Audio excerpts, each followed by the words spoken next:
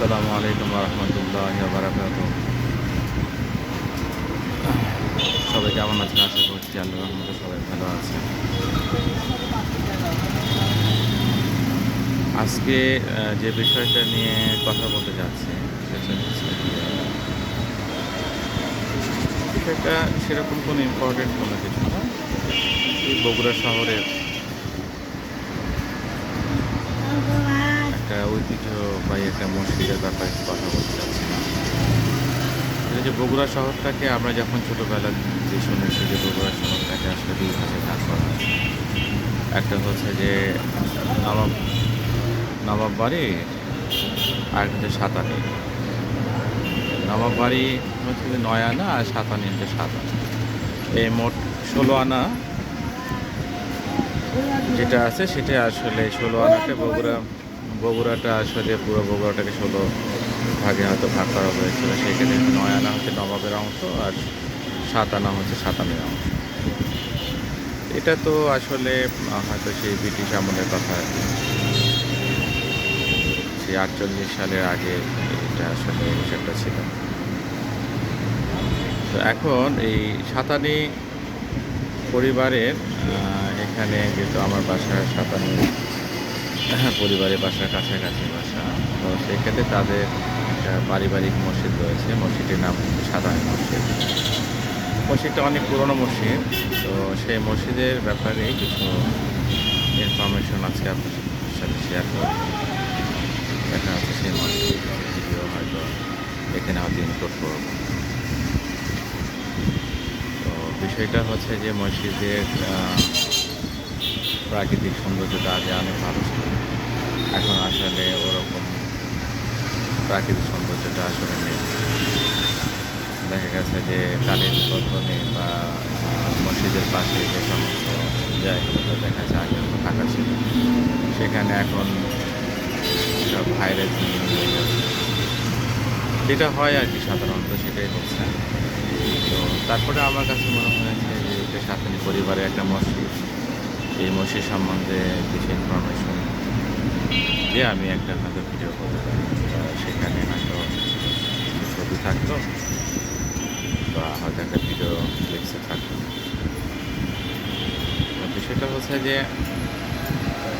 এই সাঁওতালি পরিবারের ঐতিহ্যটা তো আসলে অনেক দীর্ঘদিনের একটা ঐতিহ্য এবং তাদের পরিবারের যারা হয়তো সদস্যবৃন্দ তারা হয়তো এখন এখানে আর ওইভাবে কেউ নেই। থাকলেও হয়তো সেটা আমরা হয়তো ওইভাবে জানি না। দেখা গেছে যে তারা হয়তো দেশের বাইরে ম্যাক্সিমাম হয়তো তারা চাকরি পেয়ে গেছে। এমনিতেই দেখা যায় যে তাদের বাসার হয়তো সামনে দিয়ে যখন হয়তো আমরা যাতায়াত করি বা যাতায়াত করতেও হয় এবং হয়তো বাসাটা একেবারে মেইন রোডের সাথেই লাগানো। তো সেই ক্ষেত্রে দেখা যায় যে বাসার দিকে তাকালে বোঝা যায় যে আসলে বাসার কোনো যত্ন নেই বা এখানে আসলে তাদের পরিবারে কেউ আছে বলে মনে হয় না। কিন্তু মসজিদটার ব্যাপারে এখনও হয়তো তাদের ওই ডেডিকেশনটা আছে আর কি।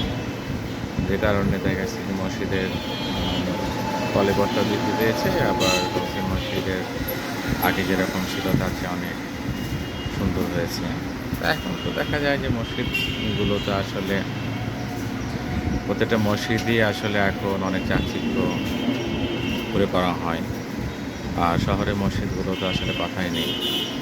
গ্রামেও দেখা যায় যে প্রত্যন্ত অঞ্চলে গেলেও সেখানে মসজিদগুলো দেখা যায় যে আশেপাশে যে সমস্ত হয়তো ঘরবাড়ি রয়েছে, তো সেই দিক থেকে দেখা যায় যে মসজিদের সৌন্দর্য অনেক বেশি চোখে পড়ে। এখন আলহামদুলিল্লাহ এটা একটা ভালো, অবশ্যই ভালো লাগার একটা ব্যাপার যে মসজিদটা অনেক সুন্দর, মসজিদটা অনেক চাকচিক্য দেখায়। তো আরেকটা বিষয় হয় কি যে এটা আসলে ইসলামের দেখা যাচ্ছে কি ইসলামের ইতিহাস বা ইসলামের যে বিষয়গুলো নিয়ে আসলে এখানে এক ধরনের মানে ইসলামের মানে যারা আছে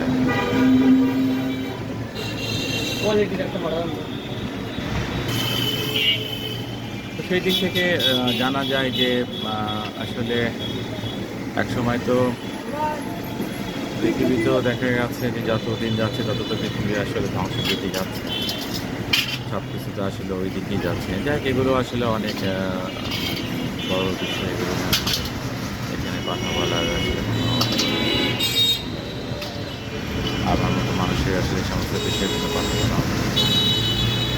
তো দেখবেন আলহামদুলিল্লাহ আমি হয়তো মসজিদের ব্যাপারে যেটুকু হয়তো আপনাদেরকে আমি দেখাতে চাচ্ছি বা দেখাতে চাচ্ছি সেটাই আসলে যে তাদের মতো একটা পরিবারের এখনো সেই মসজিদটা আছে এবং সেই মসজিদের ব্যাপারে দেখা যাচ্ছে যে তারা এখনো তাদের সেখানে ডেডিকেশন বা তারা সেখানে টেক কেয়ার করে। এটা ভালো লাগে।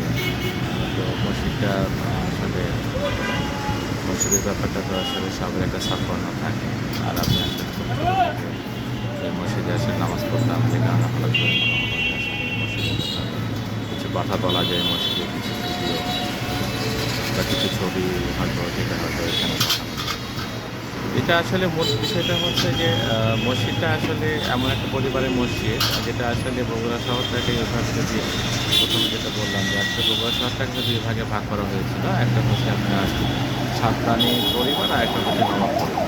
সাতরানী পরিবারের ৭ আনা আর হচ্ছে নবাব পরিবারের ৯ আনা। এই বিষয়টা আসলে এখানে আ মানে বোঝানো হয়েছে। সেক্ষেত্রে দেখা যাচ্ছে যে এত বড় একটা পরিবারের একটা মসজিদ, সেই মসজিদটা আসলে অনেকে জানে না। তো এই মসজিদের ব্যাপারে হয়তো দেখা গেছে যে হয়তো অনেকে বগুড়া শহরে যদি আসেন দেখবেন যে সাঁতার পরিবারে একটা মসজিদ এখানে আছে। সেই মসজিদটা সে হয়তো এখন বগুড়া শহরে অনেক, অনেক বড়, বড় মসজিদ আছে। কিন্তু তাদের যে একটা পরিবারের যে একটা ঐতিহ্য আ একটা মসজিদ, সেই মসজিদটা যে এখনো দাঁড়িয়ে আছে, সেই মসজিদটা এখনো দেখা যাচ্ছে যে সেখানে আলহামদুলিল্লাহ অনেক বড় জামাত হয়। মসজিদের ভিতরে ডেকোরেশনটাও চোখে লাগার মতো অনেক সুন্দর। সেখানকার যারা ইমাম সাহেব আছে তার কণ্ঠটা অনেক সুন্দর, অনেক ভালো। বলা যায় যে এক্সেপশনে আছে। যেটা আসলে অনেকের চেয়ে ভালো। তো আলহামদুলিল্লাহ। তো এখন যে বিষয়টা আসলে আমি বলতে চাচ্ছি, তো সেই দিক থেকে দেখা যাচ্ছে কি বগুড়াতে কিছু, কিছু মানে ঐতিহ্যবাহী জায়গা আছে। যেমন যেটা বললাম এখন আমার পরিবারের বিষয় একটা আছে। তারপর হচ্ছে আপনার আরেকটা জায়গা হচ্ছে মহাস্থানগড়। যেটা আসলে সেই ১২শ শতাব্দীর দিকে একটা আপনার হচ্ছে ওই সময়কার যিনি হিন্দু রাজা ছিলেন আরকি, ওনার ওই সময়কার একটা ইয়ে আছে আপনার আসলে পুন্ড্রবর্ধন যেটা বলা হয় আরকি যে বগুড়া বা উত্তরবঙ্গের রাজধানী বলা হয়। ওদের রাজধানী বলা হয় পুন্ড্রবর্ধন। যে পুন্ড্রবর্ধনটা আসলে ওইটা তো দেখা যাচ্ছে যে বাংলাদেশে হয়তো খুব কম লোকই হয়তো জানে মানে জানে না এই বিষয়টা। কারণ বগুড়াতে এটাই তো আসলে পরিচিত একটা ব্যাপার ছিল যে মহাস্থানগড় সেই বিষয়টা অনেকেই জানে। হয়তো এখনকার হয়তো বর্তমান জেনারেশন যারা আছে তারা হয়তো জানে না। তাদের হয়তো জানা নেই। কিন্তু দেখা গেছে কি যে আমাদের হয়তো যারা বাবার বয়সে যারা হয়তো এই বয়সে যারা আছে তারা মোটামুটি দেখা গেছে যে বাংলাদেশে খুব কম লোকই জানে যে বগুড়া শহরে মহাস্থানগড় নামে একটা জায়গা আছে। যেটা আসলে অনেক পরিচিত একটা জায়গা। তো আমার ইচ্ছা আছে মহাস্থানগড়ের উপর কিছু একটা ভিডিও তৈরি করা আপনাদের সাথে শেয়ার করা। ইনশাআল্লাহ আমি পরবর্তীতে হয়তো মহাস্থানগড়ের উপর একটা ভিডিও তৈরি করব। আর এখন আজকে যেটা আপনাদের সামনে শেয়ার করলাম ইনশাআল্লাহ এর সাথে আপনাদেরকে একটা ভিডিও এবং কিছু ছবি দেখার চেষ্টা করব। আর যে বিষয়টা হচ্ছে জানাতে চাচ্ছিলাম আরকি। আসলে বগুড়া শহরের এরকম হয়তো আনাচে কানাচে হয়তো অনেক কিছুই আছে। তো সেই জিনিসগুলো নিয়ে হয়তো জানালে হয়তো বা দেখা যাচ্ছে যে জিনিসগুলো হয়তো ইচ্ছে করলেও তো হয়তো বিভিন্ন জায়গায় যাওয়া যায় না ব্যস্ততার কারণে। হয়তো বা এই জায়গাগুলোতে দেখা যাচ্ছে যে হয়তো ওইরকম হয়তো পরিচিতও নেই। যে যেটা আসলে কোনো একটা আগ্রহ নেই সেখানে আসা বা সেখানে যাওয়ার যে বিষয়টা সেটা হয়তো অনেকে হয়তো প্রয়োজন মনেও করেন না বা আসলে প্রয়োজন মনে করেন না। আসলে জানা না থাকলে বিষয়টা আসলে হয়তো বা আ সেখানে যাওয়ার আসলে ওইভাবে কষ্ট হয়ে ওঠে না, তাই না? তো এখন দেখা যাচ্ছে কি হয়তো এই সমস্ত ইনফরমেশনগুলো যদি আসলে হয়তো শেয়ার করি হয়তো খুব মানে বড় কিছু না। তারপরে দেখা যাচ্ছে যে হয়তোবা একটা জানা থাকলো যে না বগুড়া শহরে হয়তো এই জিনিসগুলো আছে।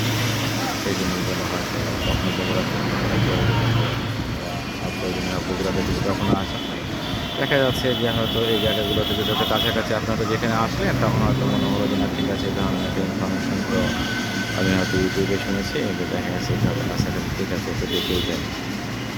তো হয়তো দেখা যাচ্ছে সেক্ষেত্রে পরবর্তীতে হয়তো মনে হবে যে না এই জায়গাটা একটু দেখার সুযোগ হয়েছিল।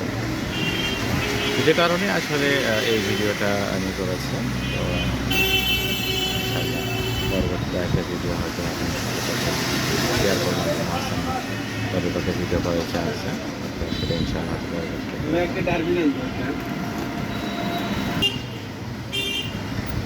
তো আজকে এ পর্যন্ত ইনশাআল্লাহ সবাই ভালো থাকবেন। পরবর্তীতে একটা ভিডিও যখন করব তখন হয়তো আবার ভালো হবে ইনশাআল্লাহ। সে পর্যন্ত সবাই ভালো থাকবেন। সবার জন্য দোয়া রইল। আমার জন্য সবাই দোয়া করবেন। ইনশাআল্লাহ আগামী ভিডিওতে আবার দেখা হবে। আসসালামু আলাইকুম ওয়া রাহমাতুল্লাহ।